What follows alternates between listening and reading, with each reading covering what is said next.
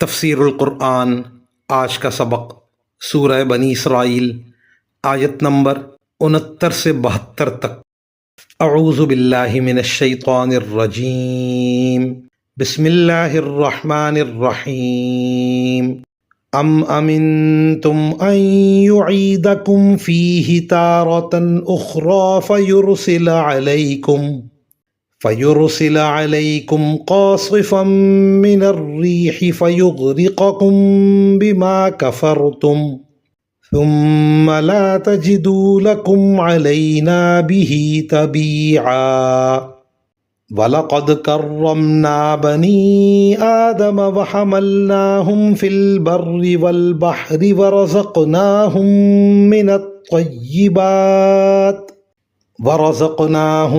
من الطيبات وفضلناهم على كثير ممن خلقنا تفضيلا۔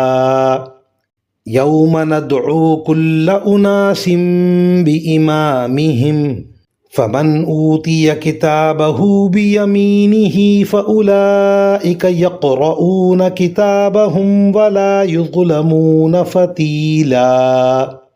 ومن كان في هذه أعمى فهو في الآخرة أعمى وأضل سبيلا۔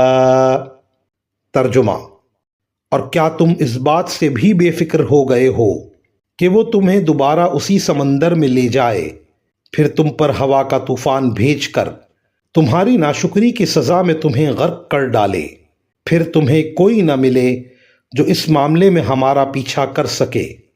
اور حقیقت یہ ہے کہ ہم نے آدم کی اولاد کو عزت بخشی ہے اور انہیں خشکی اور سمندر دونوں میں سواریاں مہیا کی ہیں، اور ان کو پاکیزہ چیزوں کا رزق دیا ہے، اور ان کو اپنی بہت سی مخلوقات پر فضیلت عطا کی ہے۔